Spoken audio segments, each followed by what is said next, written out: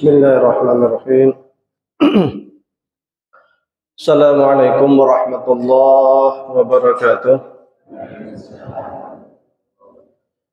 Alhamdulillahi rabbil alamin. Alhamdulillahilladzi ja'alana ummatan muhammadiyatan ummatan wasata linakuna syuhada bainan nasi yawmal qiyamah walladzi an'amana bi ni'matil iman wal islam wal ukhuwah wal karamah wa amarna bit tamassuk bi kitabillahi wa sunnati rasulillah wa awjaba 'alaina al-amra bil ma'rufi wan nahyi 'anil munkar. وأشهد أن لا إله إلا الله وحده لا شريك له له الملك وله الحمد يحيي ويميت وهو على كل شيء قدير وأشهد أن محمدا عبده ورسوله الذي قد بلغ رسالة وأدى الأمانة وكشف الغمة وجاهد في الله حق جهاده حتى أتاه اليقين. اللهم صل على سيدنا وحبيبنا وشافينا محمد صلى الله عليه وسلم وعلى آله وصحبه والتابعين وتابعيه التابعين ومن تبعهم بإحسان إلى يوم الدين. أما بعد. Jamaah sekalian yang kami hormati, puji syukur kehadirat Allah Subhanahu wa taala. Pada malam hari ini kita masih sama-sama dapat duduk bersama, bermajelis bersama talabul ilmi, mudah-mudahan mendapatkan barakah dari Allah Subhanahu wa taala. Salawat serta salam semoga tercurahkan kepada junjungan kita Nabi Agung Muhammad sallallahu alaihi wasallam. Jamaah sekalian yang kami hormati, tanggal 7 itu berarti besok ya. Nah, kalau tanggal hijriahnya mulai malam ini maghrib masuk ke bulan Muharram. Bulan Muharram ini termasuk salah satu bulan suci, termasuk bulan yang dimuliakan. Jadi dalam satu tahun itu ada 4 bulan suci: Dzulqa'dah, Dzulhijjah, Muharram, Rajab.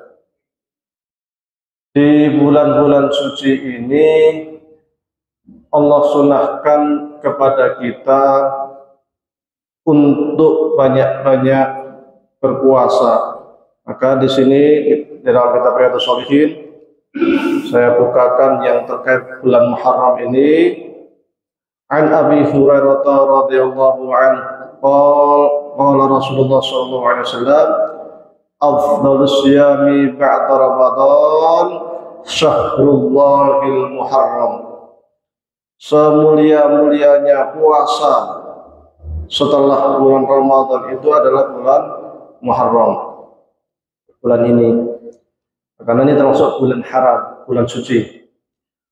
Wa afdhalus salat ba'dal faridah salatul lail. Sementara salat terbaik setelah sholat wajib, setelah sholat fardu adalah sholat malam. Jadi mau puasa kapanpun selama bulan ini boleh. Mau Senin, mau Kamis, mau Rabu, mau Jumat, mau selang-seling, mau terus boleh. Ini bulan suci, ibadahnya diperbanyak, boleh. Biasanya bertebaran di WhatsApp doa-doa khusus terkait dengan malam bulan Muharram, ya, doa awal tahun. Doa itu tak tertulis dalam hadis-hadis Rasulullah, tidak ada. Bagaimana jika kita amalkan? Doa apapun selama baik boleh. Doa kok, ya, doa apapun yang penting baik boleh. Tapi harus paham apa yang kita doakan. Jangan kita berdoa semalam suntuk, pakai bahasa Arab, dihafal, tapi ditanya kamu doa apa? wah mbuh pokoknya saya dapat dari WhatsApp malam Muharram suruh doa ini, tapi nggak tahu isinya, ya, kan bingung Gusti Allah. Allah kan mengatakan apa namanya, ud'uni astajib lakum, berdoalah kepadaku saya kabulkan. Ya, doa itu sesuai dengan yang kita inginkan, yang kita pahami, yang terkeretek dalam hati kita, maka Allah kabulkan. Tapi kalau ngapal tok enggak tahu artinya, percuma. Maka ketika kita berdoa, termasuk doa setelah sholat, jangan hanya amin amin saja, tetapi kita usahakan memahami apa yang kita minta, kita doakan. Rabbana ighfir lana dzunubana wa liwalidayna warhamhuma kama rabbawna shighara. Nah, kita tahu artinya, ya Allah, ampuni dosa kami, ya Allah, dosa orang-orang tua kami, rahmati mereka berdua sebagaimana Engkau merahmati mereka ketika mereka mendidik kami waktu kami kecil. Jadi kita tahu maknanya. Nah, dengan demikian Allah akan mengabulkan sesuai yang kita inginkan. Jadi kalau ada doa berbahasa Arab kemudian kita hafal, lihat artinya, lihat maknanya. Di bulan Muharram ini seringkali juga dianggap sebagai bulan mistis, bulannya para dukun metu, termasuk dukun sahang tehet, metu, termasuk orang-orang yang suka cari pesugihan, yang cari kesaktian, metu kabeh. Itu sejarahnya gimana saya kurang paham itu. Termasuk yang punya keris, nah, kerisnya ditoking, dimandikan pakai 7 bunga. Bulan Muharram, bulan mistis, maka harus hati-hati. Bahkan nikah saja nggak berani, nikah ke anak di bulan Muharram rawani, wedi kualat. Nah, kalau Syawal, Dzulqa'dah, Dzulhijjah rame, di mana-mana orang pada nikah. Nah, sekarang padahal nggak apa-apa, nggak ada masalah, nggak ada larangan. Tapi mistis-mistis ini yang kemudian menjadikan kita itu khawatir, oh nggak boleh, ini keramat, nanti kualat, nanti keluarganya nggak baik, nanti apa. Nah, ini yang nggak boleh, ini keyakinan seperti ini tidak dibolehkan. Karena yang namanya baik buruk datangnya dari Allah. Lau istama'at al-insu wal jin ala ayyadurruka bisyai'in la yadurruka bisyai'in illa qad kataballahu lak. Sekiranya manusia dan jin itu bersekutu kumpul bareng untuk membuat mudarat, kalau Allah berkehendak tidak mudarat, nggak akan bisa, nggak bisa. Jadi apalagi cuma bulan, nggak bisa.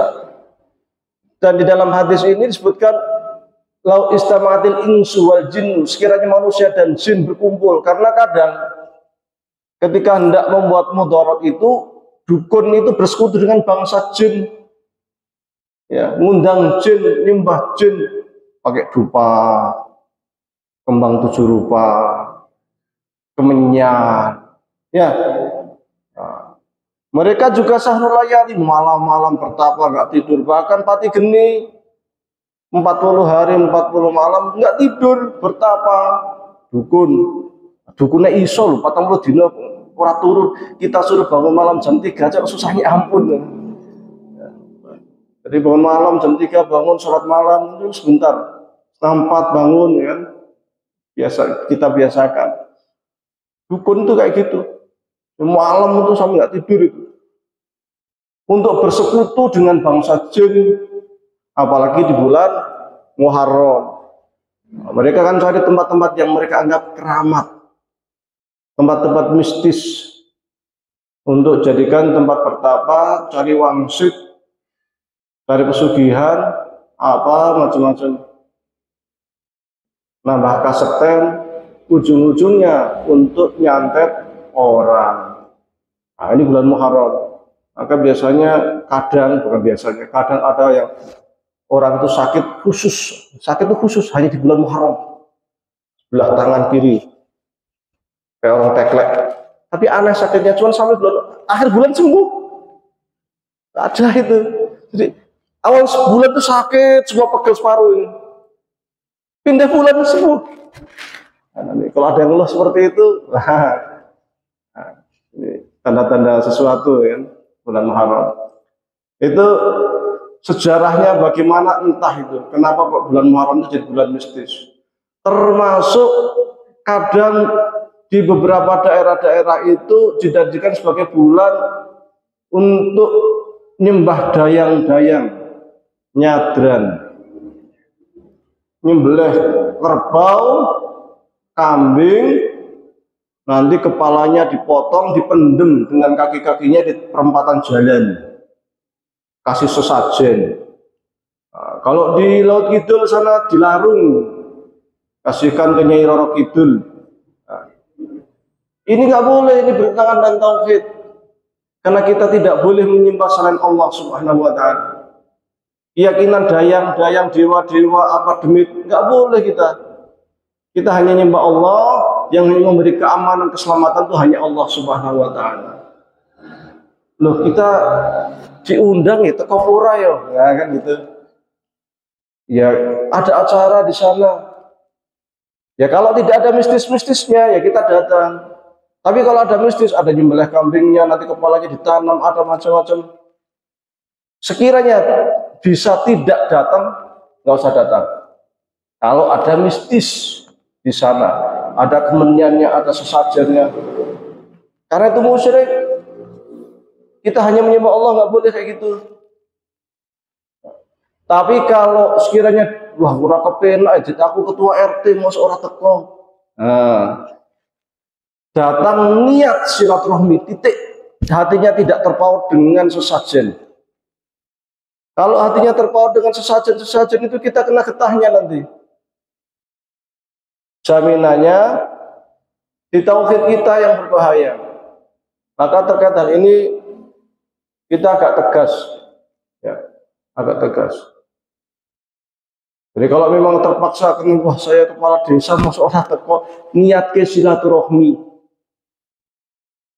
Tidak niat ikut bareng-bareng melarung kepala kambing, kepala kerbau, kaki kerbau di perempatan jalan atau di sungai atau di danau atau di kuburan atau di apa. Tidak boleh. Ya. Ini karena banyak nanti acara-acara nyadran tuh apa macam-macam, wayangan ya, wayangan sampai 3 hari, ada yang sampai berapa hari. Selama wayangan itu hanya untuk syiar, hanya untuk budaya, boleh. Nggak ada larangan wayangan itu, boleh. Nyimpen keris selama hanya untuk tujuan, ya, untuk hiasan, boleh. Para wali-wali kita dulu, aulia, wali songo juga punya keris, para sultan juga punya keris. Tapi kalau keris-keris itu sudah dibuat mistis, ini yang menjadi haram. Selama tidak dibuat mistis, tidak masalah. Itu sama kayak kita punya pisau. Pisau pun kalau dibuat mistis itu sama, jadi haram. Sebuah pisau kan gitu. Jadi kan itu kan intinya kan barang-barangnya itu sendiri. Bukan hanya pisau, baju pun kalau jadi mistis juga haram juga kan gitu. Apapun yang kita itu percaya, sesuatu itu memberikan manfaat atau mudarat kepada kita, maka itu hukumnya haram. Karena yang memberikan manfaat dan mudarat itu hanya Allah Subhanahu wa Ta'ala. Dulu Umar ketika mencium Hajar Aswad itu mengatakan begini, wahai Hajar Aswad, fa innaka la tanfa wa la tadur. Engkau itu wahai Hajar Aswad tidak memberikan manfaat apapun dan tidak membuat mudarat apapun. Tapi Rasul memerintahkan, menyunahkan kita untuk mencium Hajar Aswad, maka saya melakukan itu. Jadi mencium Hajar Aswad itu murni karena ini sunnah Rasulullah SAW, bukan karena batu itu membawa manfaat atau mudarat. Termasuk kita tawaf mengelilingi batu, Ka'bah itu kan batu. Itu karena itu ittiba, mengikuti milah Ibrahim, ajaran Nabi Ibrahim alaihissalam. Karena itu bagian dari ibadah. Kita ikuti, tetapi kita yakin bahwa Ka'bah yang merupakan batu tumpuk-tumpuk itu tidak dapat memberikan manfaat atau mudarat apapun kepada kita. Murni itu kita mengikuti ajaran Nabi Ibrahim, sunnah Nabi Ibrahim alaihissalam. Ya. Kemudian di bulan ini juga sering ya peringatan Muharraman ya, pengajian, khitan masal. Boleh tidak? Ya. Apakah boleh? Zaman Rasul tidak ada peringatan bulan Muharram, itu nggak pernah ada.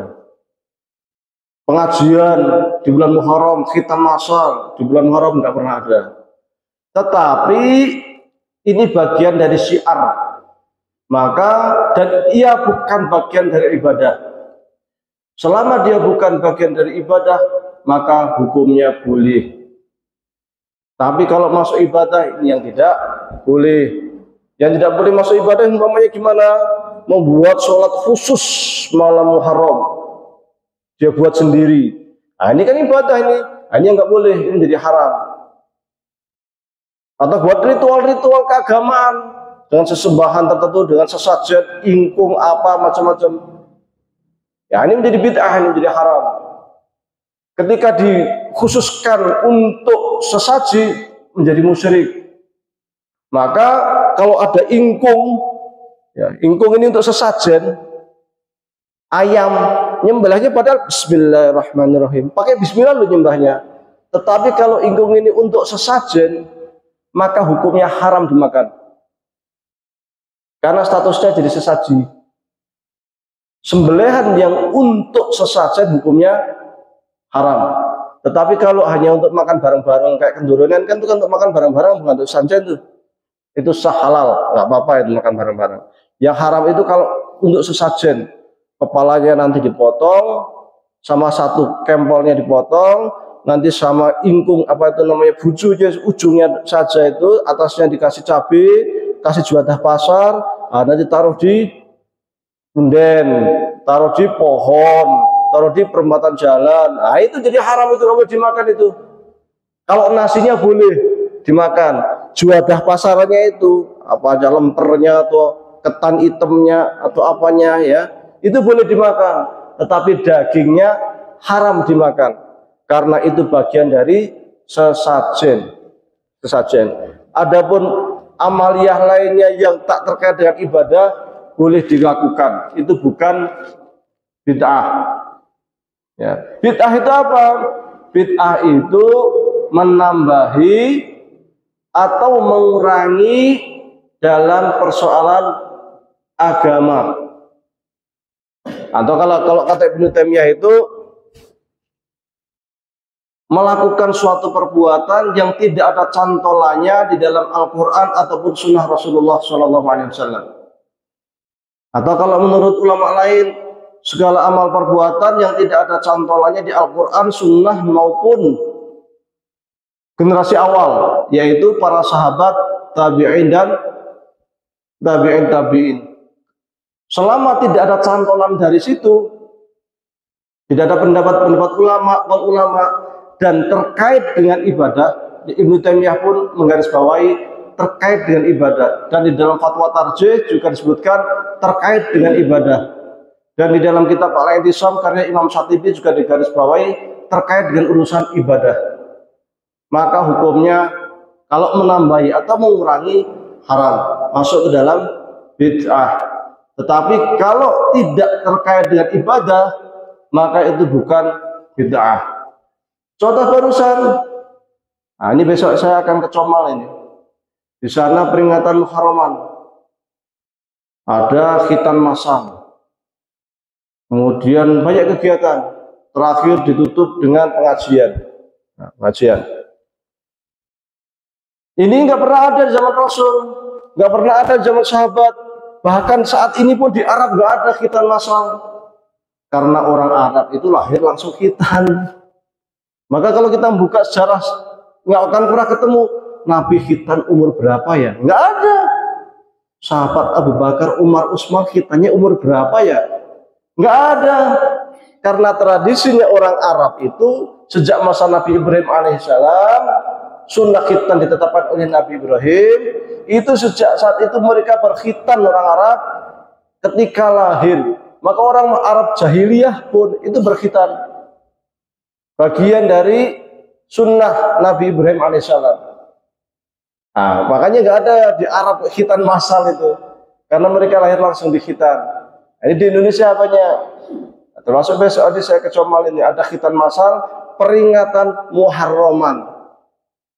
Boleh, boleh, karena ini bukan terkait dengan urusan ibadah, meskipun tidak ada pada masa Rasulullah SAW. Pengajian dalam rangka memperingati bulan Muharram boleh, silahkan saja, boleh. Mau doa bareng-bareng yuk, doa bareng-bareng yuk, mudah-mudahan Allah berikan kesehatan selama kita setahun ke depan atau selama bulan Muharram ini, mudah-mudahan dapat pahala. Boleh, ya silahkan saja, doakan kapan saja boleh, zikirkan kapan saja boleh. Apa namanya? Wadhkurullaha dzikran katsira wasabbihuhu bukratan wa asila. Wadhkurullaha, wahai kamu semuanya, zikirlah kepada Allah dzikran katsira, zikir yang sangat banyak. Kamu semuanya yuk zikir bareng-bareng sangat banyak. Wasabbihuhu bukratan wa asila. Baca tasbih pagi, sore, kapanpun baca tasbih sebanyak-banyaknya. Ini cantolan Qur'annya jelas. Cantolan Qur'annya jelas, sehingga ketika seumpama bulan Muharraman kok masih ngelik-likan zikir bareng, ngaji bareng, ya silahkan saja, karena masih ada cantolannya, masih ada tautannya. Tapi kalau tidak ada tautannya, dengan lek-lekan bareng tapi dengan maksud untuk doa-doa dengan ruh-ruh, arwah-arwah, ini menjadi haram. Di bulan Muharram ini dulu digunakan oleh para wali untuk menjadikan sarana penyebaran agama Islam. Digunakan sebagai syiar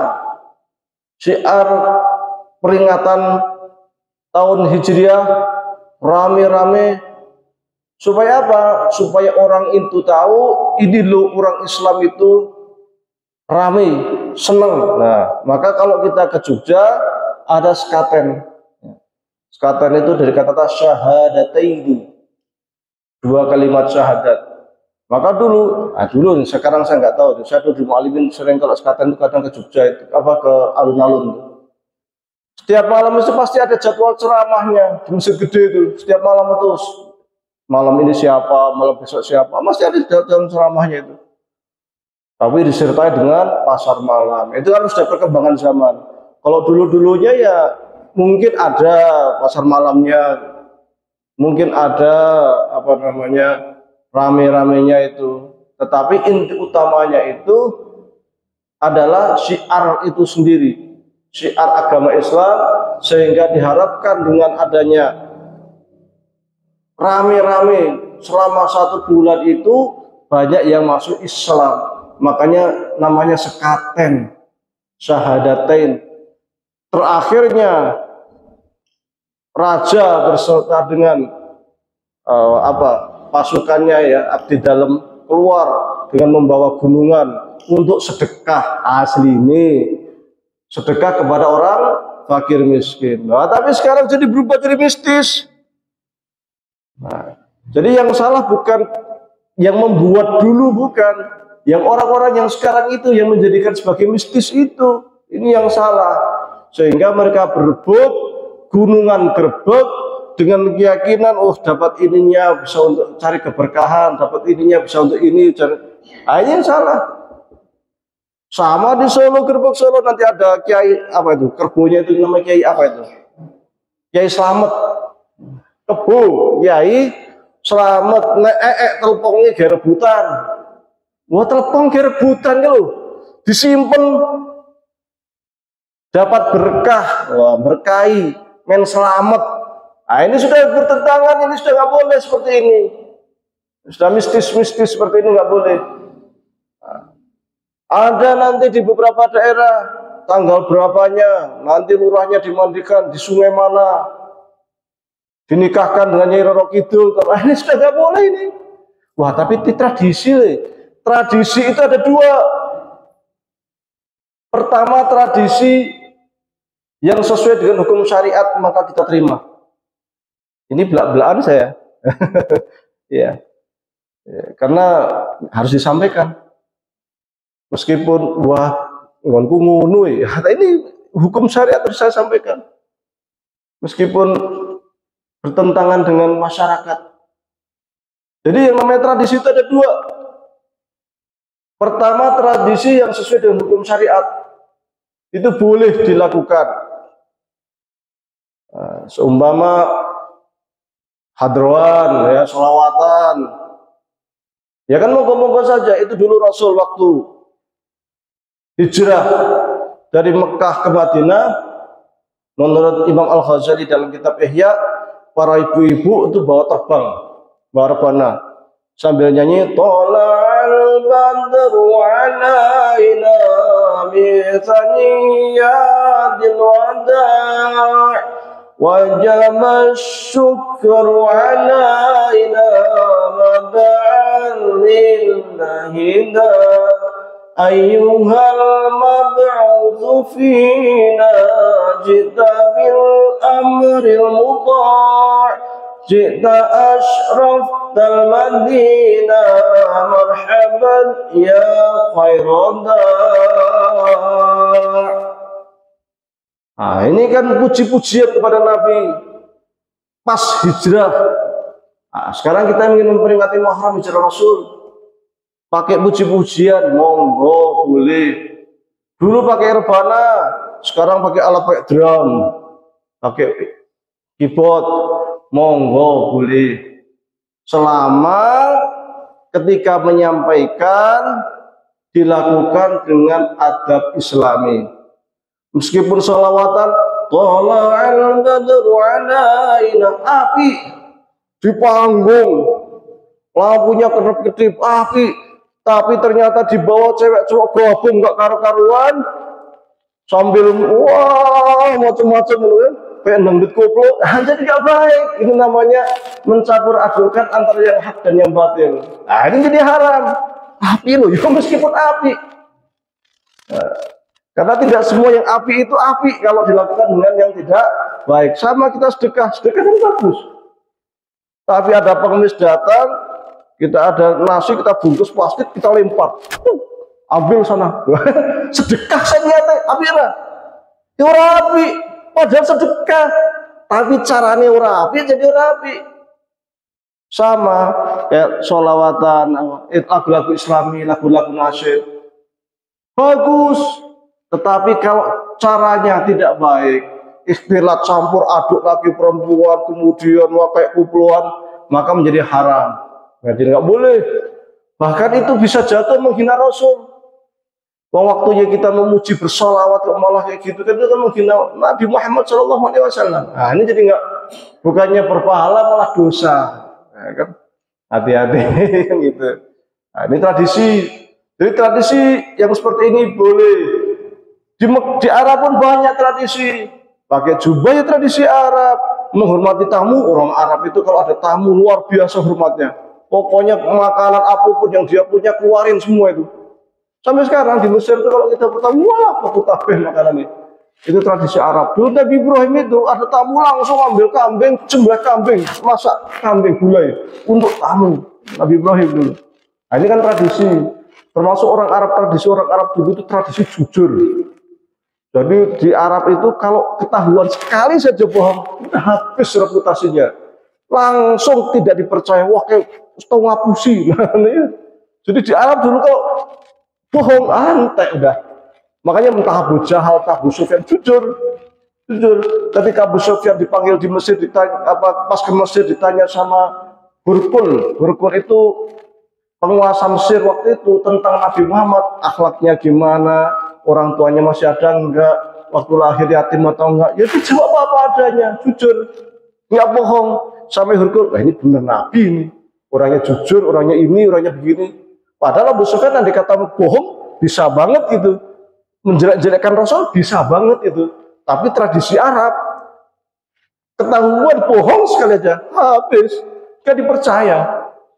Nah, kemudian menolong orang yang didolimi, nah, ini kan tradisi baik, tradisi Arab sama jahiliyah itu. Nah, ini tradisi. Jadi tradisi pun ada dua, yang sesuai dengan hukum syariat, boleh, termasuk membayar diah kalau ada orang membunuh tak sengaja, itu di Arab dilakukan. Maka tidak semua tradisi itu kemudian dalam Islam itu dihapus zaman jahiliyah. Masih ada tradisi jahiliyah yang ada dan dikuatkan oleh hukum syariat. Qisas, itu tradisi jahiliyah. Bayar dia, menghormati tamu, itu tradisi yang itu dilestarikan, dikuatkan zaman Islam. Tetapi tradisi-tradisi yang tidak sesuai dengan hukum syariat dihapus. Menyembah berhala, memberikan sesajen, jual beli yang pakai lemparan kayu. Jadi kalau jual beli itu maunya saya mau beli tanah ini harganya berapa? 5 juta. Sepanjang apa? Sepanjang saya bisa melempar batu ini. Lempar tok jatuh di sana. Ya udah sampai sana itu berarti 5 juta. Enggak boleh. Harus jelas diukur gitu kan. Nah, ini tradisi yang nggak baik, dihapus, baik yang terkait dengan ibadah, muamalah, hapus semua yang tidak sesuai dengan hukum syariat. Yang sesuai didukung oleh hukum syariat. Sama juga yang di Indonesia, tradisi-tradisi baik dipertahankan, nggak apa, wayangan itu justru menjadi sarana dakwah, baik, tidak apa-apa selama itu memang dijadikan sarana untuk berdakwah. Lagu-lagu selama itu dijadikan sarana untuk berdakwah.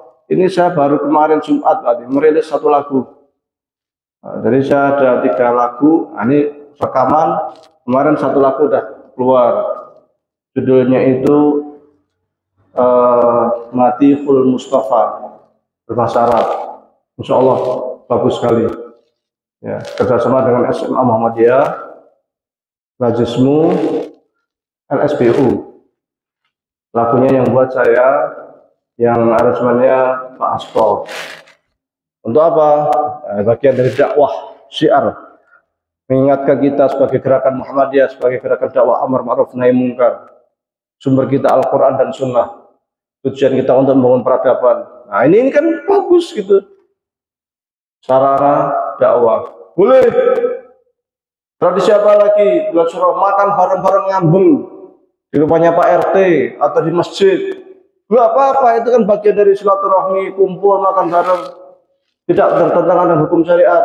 Man sarrahu ayyub satarahu fi rizqi aw yunsha'ahu fi atharihi falyasil rahimahu.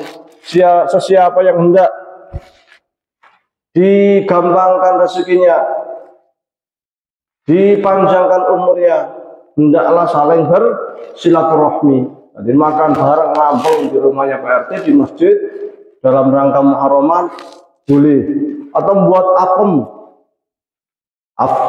ya, istilahnya apem, syaratnya afwan, minta maaf, saling memaafkan ya. Bulan Muharram boleh, karena tidak ada unsur-unsur mistis, hanya sebagai tradisi kesenangan. Kalau di Mesir itu kalau bulan Muharram itu mereka pada jualan apa? Dumia itu boneka orang nikah. Di mana-mana itu ramai sekali dan orang itu pada jualan manisan semua. Tiap toko itu pasti ada jualan manisan. Mereka nanti akan beli bingkisan manisan untuk dikasihkan ke saudara, ke kerabat. Kenapa? Ya senang saja karena bulan Muharram. Jadi aslinya peringatan kita memperingati bulan Hijriah itu jauh lebih ramai, lebih terasa dibanding memperingati 1 Januari. 1 Januari kan orang-orang tertentu saja yang di Jakarta itu nanti nunggu jam 12 malam, habis jam 12 malam langsung teng langsung trompet langsung pakai apa itu petasan jedor. Nah, dan itu kan bulan Masehi. Kita nggak ada hubungannya bulan Masehi itu dipakai orang Kristen, itu bulannya orang yang digunakan oleh orang Kristen lah. Meskipun bulan itu tidak ada Kristen, tidak ada Islam ya. Bulannya bulan. Ya. Tapi kan yang suka memperingati tanggal 1 masa itu orang Kristen, kita nggak usah ikut-ikutan gitu. Nggak ada hubungannya kita. Tapi kalau kemudian kita juga ikut-ikutan dengan muhasabah tahunan, bareng-bareng selama setahun kita ngapain saja, kita gunakan besok mudah-mudahan lebih baik, kemudian kita berdoa bersama. Ya monggo silahkan. Itu ada tautan hukumnya, karena yang namanya muhasabah itu memang diperintahkan hasibu anfusakum qabla an tuhasabu. Nilailah diri kalian semuanya di dunia ini, mumpung masih hidup di dunia sebelum kalian kelak di akhirat dihisab oleh Allah. Boleh, entah mau malam Muharram, entah mau pada malam Januari, nggak ada masalah. Nah, ini ada cantolannya.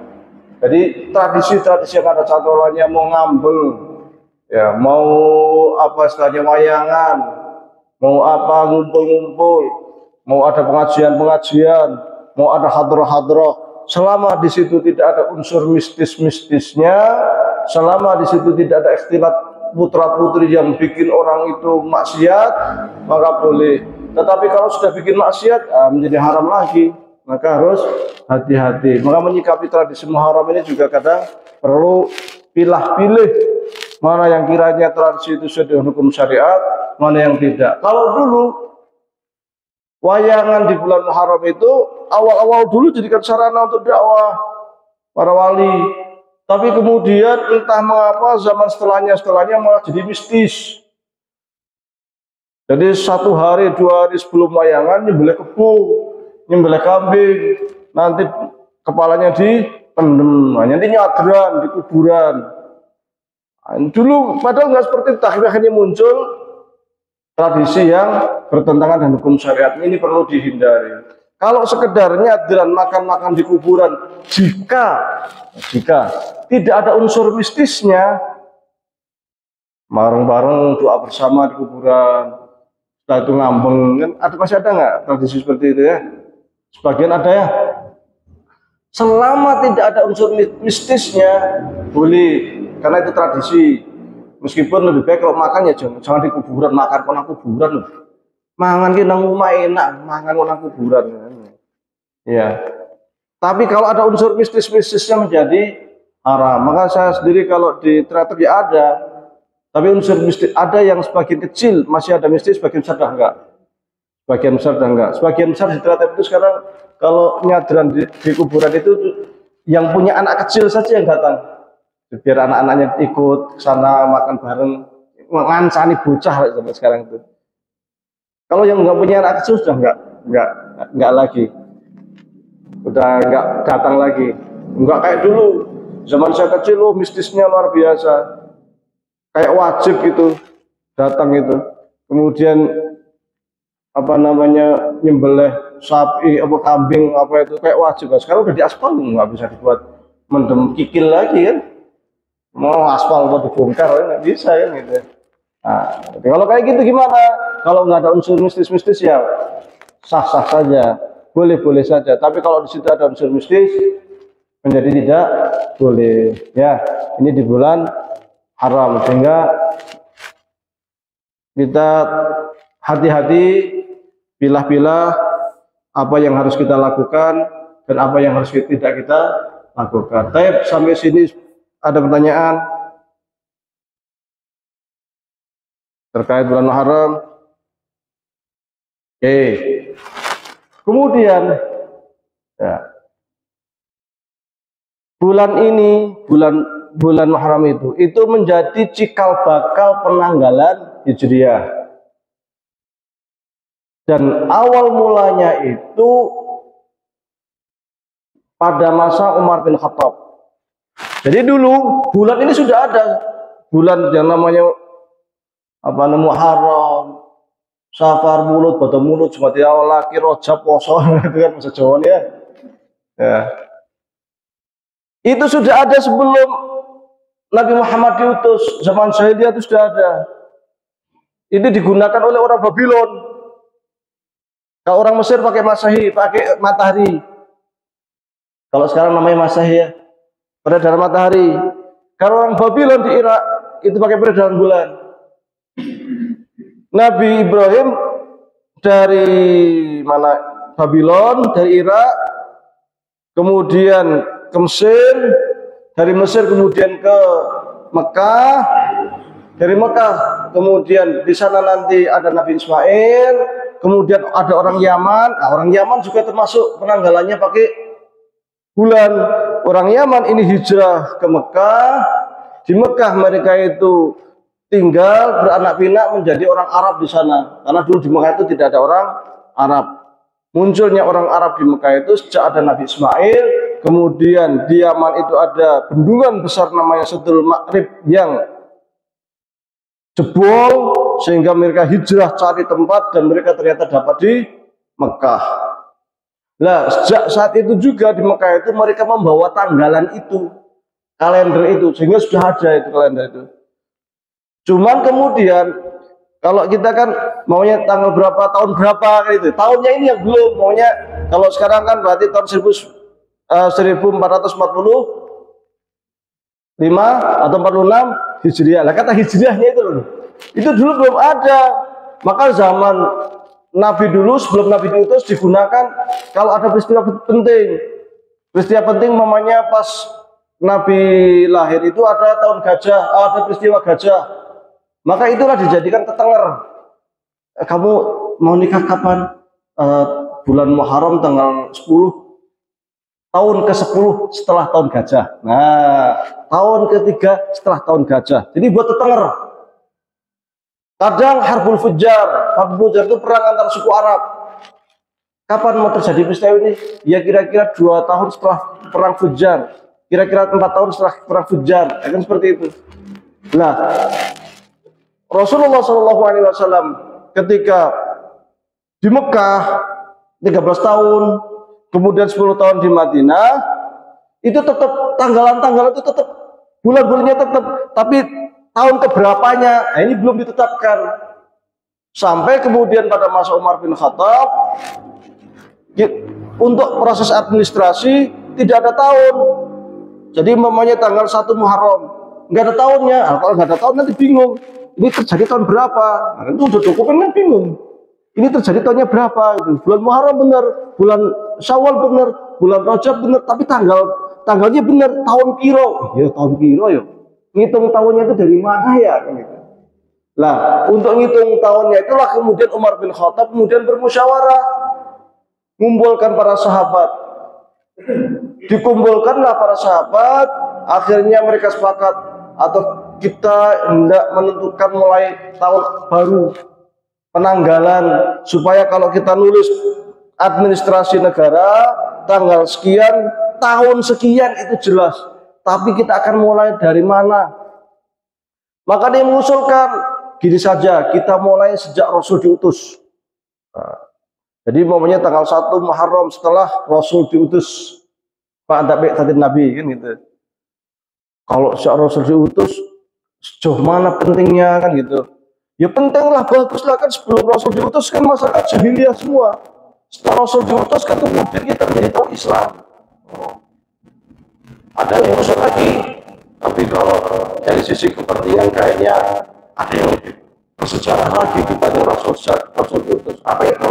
Sejak hijrah Rasul. Kenapa kok penting? Lebih penting mana dengan Rasul diutus? Ya dua-duanya penting, tetapi kalau dari sisi pengaruhnya itu kayaknya paling pas itu setelah hijrah. Kenapa? Karena waktu 13 tahun Rasul di Mekah itu dakwah Rasul tidak begitu berkembang. Bahkan Rasul diusir, bahkan sahabat hijrah sampai ke Ethiopia. Tapi ternyata setelah Rasul itu hijrah ke Madinah, disitulah perubahan luar biasa.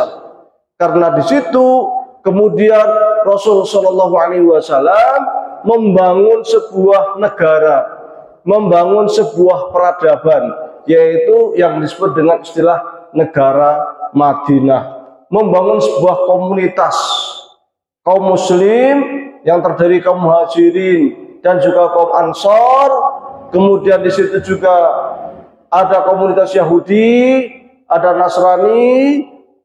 Buatlah peraturan interaksi antar sama Muslim bagaimana, dengan non Muslim bagaimana, administrasi negara bagaimana, sistem ekonomi bagaimana, cara mengentaskan kemiskinan bagaimana, kemudian membuat surat kenegaraan bagaimana, kirim surat kemana-mana. Jadi menjadi sebuah negara. Negara itu kan harus ada presidennya, harus ada wilayahnya, dan diakui oleh negara lain. Ini 3 syarat ini itu muncul ketika Rasul di Madinah. Wilayahnya ada Madinah dan wilayah lain yang kemudian tunduk ke Madinah. Pemimpinnya ada Rasulullah Shallallahu Alaihi Wasallam dan diakui negara lain. Buktinya apa? Rasul kirim surat ke Persia, kirim surat ke Ethiopia, kirim surat ke Romawi. Jadi surat kenegaraan dan pakai stempel negara. Dan negara-negara lain itu ngakui ini ada negara baru ini di Madinah. Nah, ini belum pernah terjadi selama 13 tahun di Mekah, itu nggak pernah terjadi seperti ini.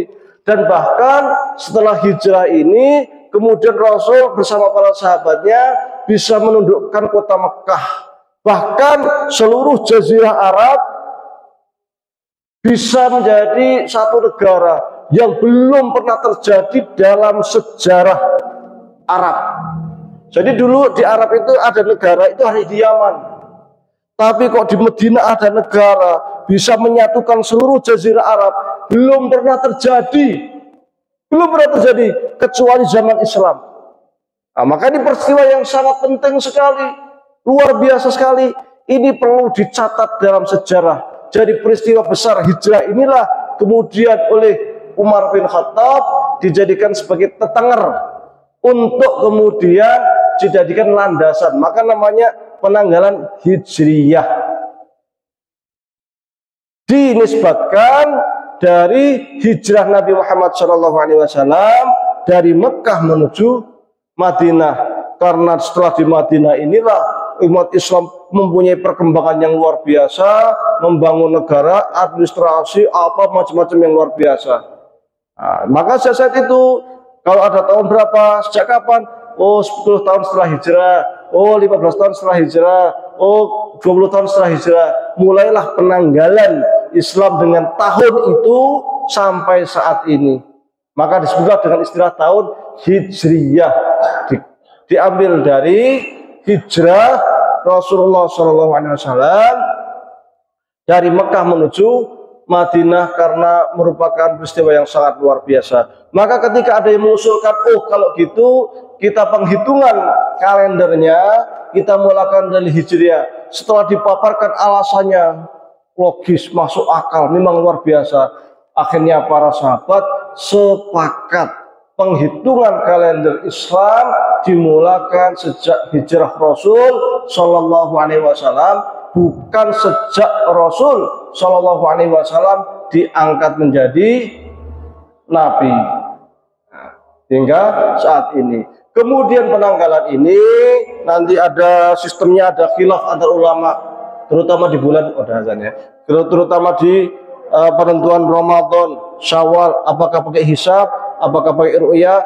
Mulai tahun ini, mulai malam ini, Muhammadiyah tidak lagi pakai sistem kalender wujudul hilal. Mulai malam ini menggunakan yang namanya kalender global sesuai dengan putusan musyawarah tarjih di Pekalongan. Jadi mudah mulai tahun ini sudah tidak ada kalender wujudul hilal, tetapi kita menggunakan kalender global. Dan kita sebagai jamaah akar rumput yang di bawah, kita nggak usah pusing-pusing mikir wujudul hilal, ruqyah, hisab, ora usah mumet. Yang penting melu ikut yang di depan, yaitu majelis tarjih. Taib sebagai penutup karena sudah azan, ya mudah-mudahan bermanfaat, dan kita harapkan karena masjid-masjid kita, masjid-masjid Muhammadiyah itu sangat jarang dihadiri pemuda, maka kita harapkan pemuda-pemuda itu bisa masuk masjid. Karena siapa lagi yang mengisi masjid kalau bukan orang muda yang meninggal? Nggak hanya orang tua, orang muda pun banyak yang meninggal. Wah, nom tenang aja umur situ. Wah, sesuk kecelakaan mati. Kan? Jadi jangan mentang-mentang pemuda kemudian kita itu masih mikir panjang umur, jangan. Mari kita ramaikan masjid kita, jamaah kita, gerakan amar ma'ruf nahi munkar kita, supaya menjadi masyarakat yang baldatun thayyibatun wa rabbun ghafurun. Aqulu qouli hadza wa astaghfirullah li wa lakum. Assalamualaikum warahmatullahi wabarakatuh.